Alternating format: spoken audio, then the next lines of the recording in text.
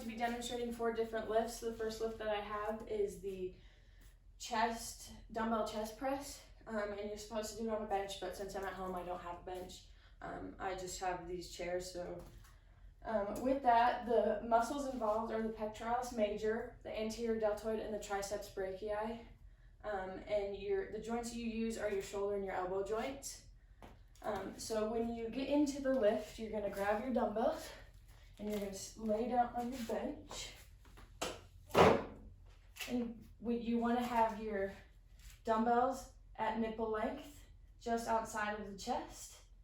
And you are going to maintain the 5 points of contact, which is both feet, your butt, your upper back, and your head. But since I have chairs, I had to have a little space because it wouldn't let me do the full range of motion with just the chair, so I have a little gap. So you're gonna press the dumbbells upward in a controlled manner. So you're gonna press the dumbbells up, bring them down in a controlled path, the same vertical path each way.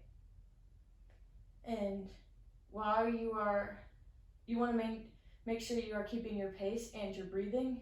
So you're going to breathe in on the way down and then breathe out on the way up.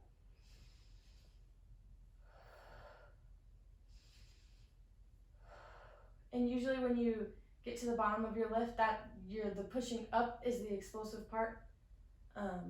So it's supposed to be faster, keeping in with the pace. And that is the dumbbell chest press. The next one that I have is the dumbbell seated, or the dumbbell single arm row, which includes the latissimus dorsi, the rhomboids, and the biceps brachii. And the joints again used are your shoulder and your elbow joint. And you are going to use a bench again for this exercise. You'll have one dumbbell on the ground, and you're going to place your knee and your hand on the bench. So since I'm going to be working out my left side, I have both my right hand and my left leg on the bench. Your torso should be almost parallel to the floor, maintaining the neutral spine and avoid bending at the lower back, up or down. You're going to keep your legs straight but not locked out.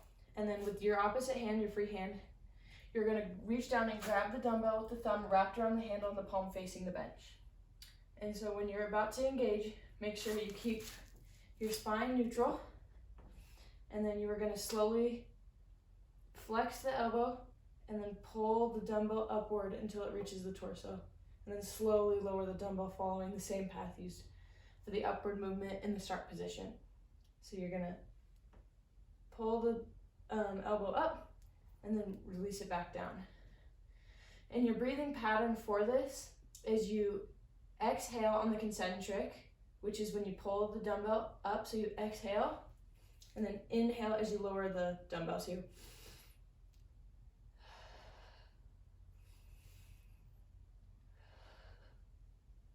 and the ideal pace follows the breathing pattern of your normal breath. And so the third lift that I have is the seated shoulder press with the dumbbells. So again, you're gonna sit on, you would sit on a vertical bench. Since I don't have a bench, I'll just use the chair again. And you are gonna have your dumbbells. The muscles involved with this are the anterior and lateral deltoids, your upper trapezius, your triceps, and the upper portion of your pectoralis major muscles. And your joints again are the shoulder and the elbow joints. So you're going to sit on your bench, maintain the 5 points of contact, which again is both feet, head, upper back, and your glutes. The bench would be longer up, but since I don't have that, just maintain a neutral spine. You're gonna grip the dumbbells by your shoulders with your palms facing forward and your elbows out to the sides, bent slightly at a 90-degree angle. And then the execution is you extend through the elbows to press the weights above the head. Keeping the head in the bench in the neutral spine, and then maintain the same vertical path, making sure to keep your shoulder blades engaged. So you press up and back down, and back down. You exhale while pressing the arms above head, and then you inhale when coming back to the start position. So you exhale up in the eccentric pattern, and then inhale in the concentric pattern, exhale, and the same pace again with just the following your breathing pattern. You just push up.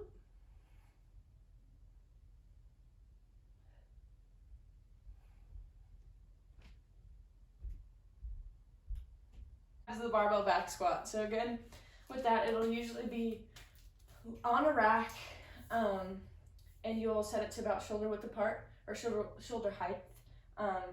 And you'll walk up under the bar, and you'll rest it on your upper back and your shoulders. Make sure not to put it on your vertebrae. Grip the bar slightly wider than the shoulder width apart, or where comfortable. Not too wide though. And then, so you will be under the bar like this, and to lift the bar off the rack, you extend the hips and the knees, and then you step back. And then your feet will be about shoulder width apart, with the toes pointed slightly outward, and then keeping most of the weight on your heels. And keep the bar parallel to the floor, head facing towards forward for a neutral spine. And so the action with this, keep feet flat on the floor, weight distributed towards the heels, initiate the backward movement in the squat with the hips instead of the knees. So you will push the hips back, following your knees, and only go as deep as you can with keeping proper technique. Keep the knees in a path that aligns with the toes, and make sure the torso is upright and that you have a neutral spine. So you go down and up. And your breathing pattern with this is you inhale as you lower into the squat and exhale as you push up. So inhale in the eccentric, exhale, pushing up.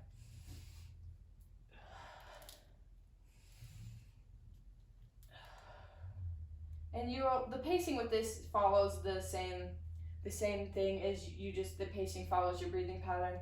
So again, inhale in the eccentric, exhale, coming up on the concentric. And the muscles involved with this are the glutes, hamstrings, quads, and your joints are your hip joint and your knee joints.